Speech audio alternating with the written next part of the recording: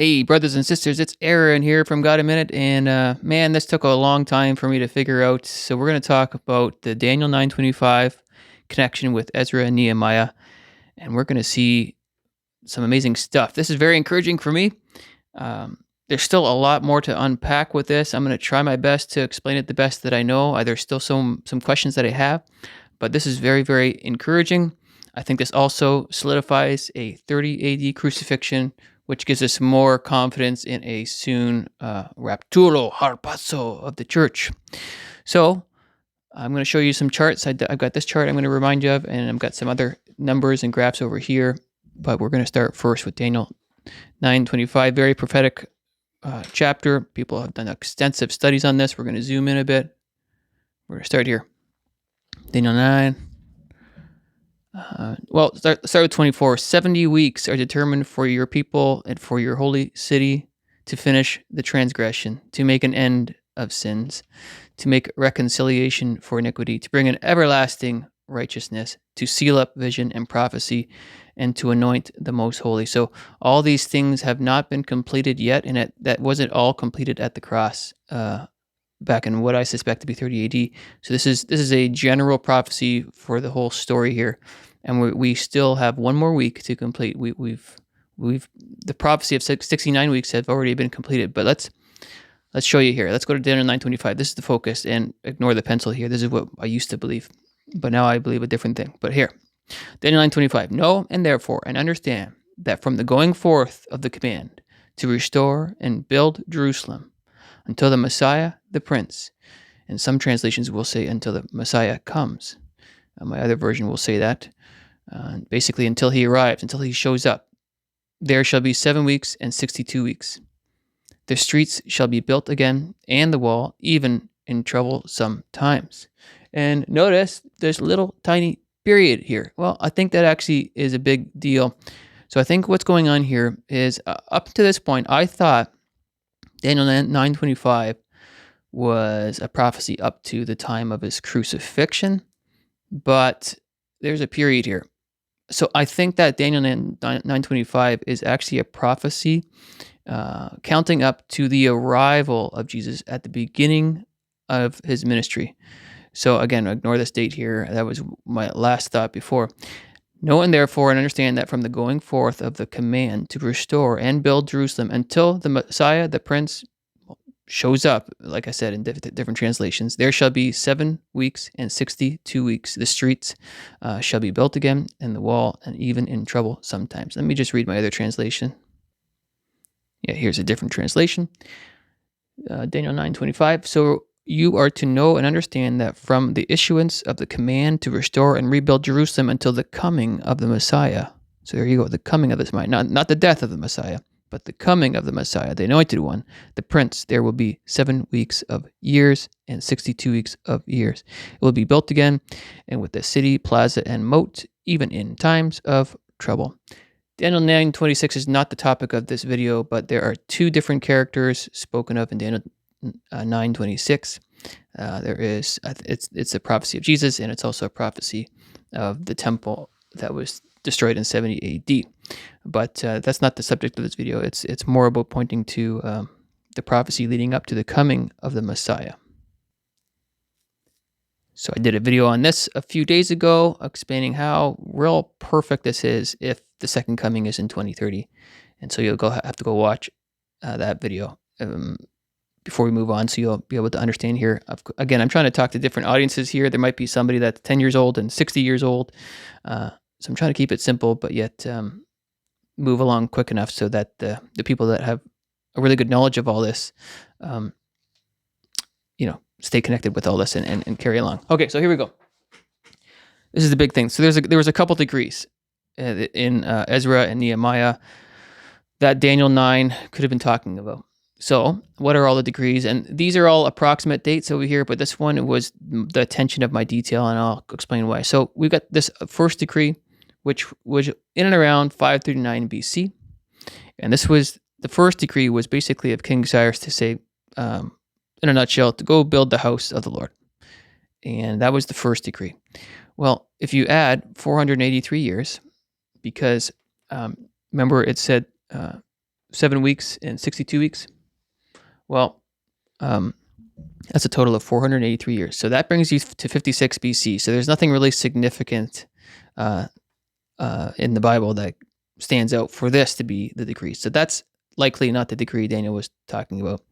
Additionally, the next time there was a decree was from King Darius, but he opened up the files and looked at King Cyrus's decree and said, yeah, you know what, you guys should finish this temple. And so that's what happened there. Again, if you had, and this date might be a few years off, so don't get mad at me if I'm like 3 years off or whatever. It could have been 522 or 520 or 515. This one, either way you slice the cake, it doesn't get you even close. This is BC, many, many years. This is like 60 years before the time that Jesus arrived and died on the cross. So that one doesn't really, we can't use that as the decree that Daniel 9:25 is talking about, although they are important decrees. The third one is likely the decree, so let's just skip that for a second. And the fourth one was in the book of Nehemiah, chapter 2. If you do all the counts and you get into it all, this is the decree to rebuild the wall. And so if you add 483 prophetic years, also known as 69 weeks, that gets you to 39 AD, more or less. And again, this sometimes people say it's 444. But let's get to this one. This is the one that makes complete sense. Okay, so if you count from 458 and you count 69 weeks, that gets you to 26 AD when I feel Jesus arrived on the scene. This is super cool stuff, and some people are like, wait, no, it should be 457. I'll tell you why. It actually could even be 459, but 458 makes the most sense. I'll tell you why. But also, another super cool thing here that I'm trying to figure out, but I've seen some articles talking about the Great Assembly. So right around 409 BC, which is actually 7 weeks, with some sort of a Great Assembly. And then after that, you've got 62 weeks, which gets you to 26 AD. So basically, this kind of fulfills Daniel's prophecy to a T, to perfection. But let's get to that verse. I think it's in Ezra. One sec. Yeah, Ezra 7:7 is talking about the 7th year of King Artaxerxes, and then later on we had this whole decree to send Ezra back to restore basically Jerusalem with the priest. Ezra was the priest. It says over here Ezra was the priest. Okay, so the 7th year. Well, if you read articles and you read through lots of different translations. This translation says that he started his reign in 464 BC. If you go on online, you'll see 465 BC. So he reigned somewhere between 460. He started his reign somewhere between 465 or 464 BC. Xerxes, the king before him, reigned and was assassinated in August 465. So it's likely he replaced him in 465, but it could have been even 464. Who knows? But here's the deal. So 465 in the 7th year, this decree went out. So let's go with 465. And also, it's a big difference when it says in the 7th year, as opposed to after the 7th year. In the 7th year is different than after 7 years. So as soon as you start, it is the first year of your reign. Day one is you're in the first year. So if it's 465. That he started 465, 464, 463, 462, 461, 460, 459. 459 would be the 7th year. And says, right? So that could have been the decree. But if he started in 464, like I showed you on my Bible, my amplified version here, it says, so 464, 463, 462, 461, 460, 459, 458. Perfect. So the earliest, it could have been 459 or 458, but the date that makes the most sense is 458. 457 is actually, according to what I showed you in my Bible and online, that's too late. So the decree would have happened in 458 or earlier, even 459. But I'm choosing 458 because that seems to make the most logical sense. So basically, if that was 459, then that would say Jesus arrived in 25 AD. So that doesn't really make a lot of sense with some other things. So yeah, 458 makes the most sense. 7 weeks after that, 7 prophetic weeks after, not prophetic weeks, just 7 weeks, 49 years. What happened here? I'm going to get you a different chart now. So recap. More of a linear chart with this in mind as being the center point. Okay. So we've got these decrees. This first decree again was from King Cyrus right around 539. This decree was King Darius backing up King Cyrus to finish the temple. The next decree, King Artaxerxes, was basically to restore bring the Levites, bring the priests, bring the sacrifices, bring the cash. Basically a restoration of the heart of the people, structure, heart, and then the Nehemiah one was to rebuild the walls, so more of the structural integrity of the city in general. And then what happens here? This is the part that I'm a little bit confused on, but it seems to me that it took a while to repopulate the city again.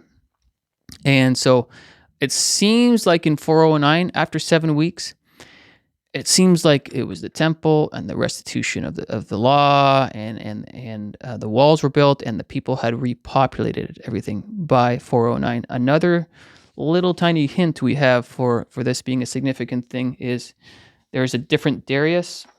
Okay, so in Nehemiah chapter 12, verse 22, we have a Darius the Persian, and Darius the Persian refers to Darius II, who ruled from 423 to 405.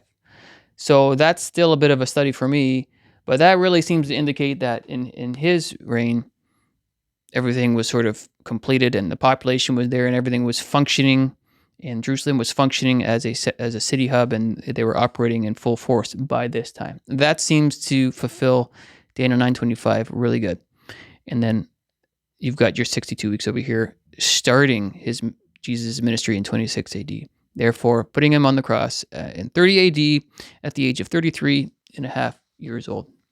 So, again, I'm going to recap all this real quick. So, Daniel 9:25 seems to indicate that it's a prophecy from one of the decrees to the time of his arrival, in which seems to look like 26 AD. The only one that fits perfectly like a glove is the decree Ezra chapter 7, basically, to rebuild the spiritual condition of the people. That's why I drew a heart there, to basically rebuild the spiritual condition of the people. And nothing else fits. Everything else is completely way off. I used to believe in this, but you have to use prophetic years and not normal years, but then you're 3 years off. And there's some other literature that I'm going to talk about in another video. I was going to add it in this, but this was so complicated that I didn't want to add too much into this one. But there's other literature that seems to indicate, again, a 30 AD crucifixion. So for me, this was super encouraging. I thought this was really cool. I think this is another big slam dunk for a 30 AD crucifixion. Nothing else really makes sense. If anything, this has to be brought back a year, and then therefore across the crucifixion on 29 AD. But it makes the most sense for it that he was crucified in 450. Sorry, he was crucified in 30 AD, and the prophecy started in 458 BC. So I hope that makes sense to you, and I think that we can slot this into this chart right here, right in this area right here, and that again solidifies that. So hope this blessed you. Thank you for all your prayers and your encouragement, and we will talk soon. See you in the clouds. Go Jesus, go. One day closer. Adios. Hallelujah, I'll see you.